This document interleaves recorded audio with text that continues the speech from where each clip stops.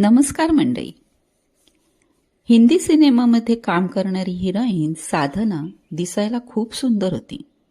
तिचे सिनेमे सुपरहिट होत होते आणि अचानक 50-55व्या वर्षी तिला थायरॉईड झाला. या आजारामुळे तिचे सौंदर्य ढासू लागले, इतके की नंतर ती घराबाहेर पडणे टाळू लागली. फोटोही घेऊ देत नव्हती. साधनाचे चित्रपट आजही पाहताना ती अशा प्रकारे गेली यावर विश्वास बसत नाही. आज आपण कशासाठी सगळ्यात जास्त धावतो माहीत आहे का? जगण्यासाठी, देह वाचवण्यासाठी. डाएट, जिम, औषधे, विमा, प्लॅनिंग. पण तरीही मृत्यूची तारीख आपण ठरवत नाही, ती काळ ठरवतो. देह वाचविण्याचे सगळे प्रयत्न शेवटी अपुरे ठरतात.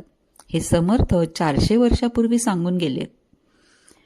ऐका 26वा मनाचा श्लोक. देह रक्षणा कारणे यज्ञ केला, परी शेवटी काळ घेऊन गेला. करी रे मना भक्ती राघवाची, पुढे अंतरी सोडी चिंता भवाची. देह रक्षणा कारणे यज्ञ केला, परी शेवटी काळ घेऊन गेला. देहाची काळजी तर आपण घ्यायलाच हवी, पण एका लिमिटपर्यंतच आपण ती घेऊ शकतो.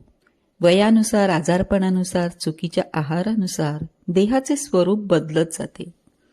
आरोग्य जपले, आहार योग्य आणि चांगला ठेवला तरी मृत्यू टाळता येतो हा भ्रम नको. सुरक्षितता उपयुक्त आहे पण शाश्वत नाही. देहरक्षणासाठी सगळेच धावतात, पण काळ कोणालाच वगळत नाही. म्हणून समर्थ म्हणतात, आजच अंतःकरण मोकळं ठेवा, उद्या कोणासाठीही राखीव नाही. देह जपा, पण देहच सर्व काही मानू नका. कर्म करा, पण भविष्यात अडकू नका. मन ईश्वरावर सोपवणारा काळालाही शांतपणे, निर्भयपणे सामोरा जातो, असं समर्थ म्हणतात. करी रे मना भक्ती राघवाची, पुढे अंतरी सोडी चिंता भवाची. श्रीकृष्णाने उद्धवाला सर्व ज्ञान सांगितले. उद्धवाला वाटले, प्रत्यक्ष भगवंताच्या मुखातून मी ज्ञान ऐकले, आता अजून काय हवे?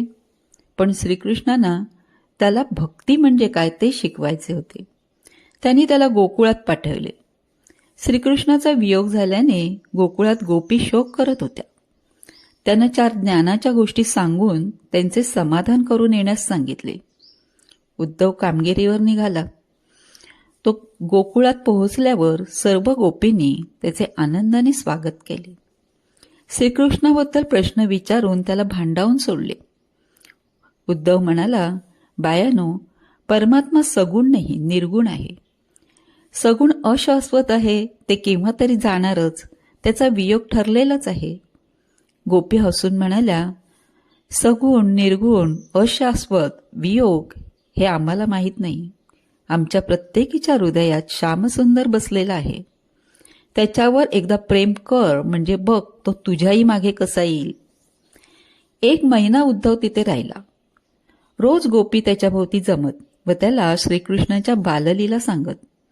सांगताना त्यांचा कंठ दाटू नये, त्याच्या डोळ्यांना अश्रुधारा लागत. त्या 1 महिन्यात उद्धवाची दृष्टीच बदलून गेली. परत निघताना त्याने गोपींना नमस्कार केला आणि भगवंतांच्या नामात दंग होऊन परतीची वाट चालू लागला. भक्ती ही ज्ञानाची आई आहे. मोठा ज्ञानी झाला तरी भक्तीचे रहस्य शिकण्यासाठी त्याला भक्ताकडे जाणे गरजेचे आहे. नुसते ज्ञान कोरडे असते, त्याला भक्तीचा ओलावा हवा, माधुर्य हवे. म्हणून ईश्वराला सदैव प्रार्थना करावी की मला तुझी भक्ती दे.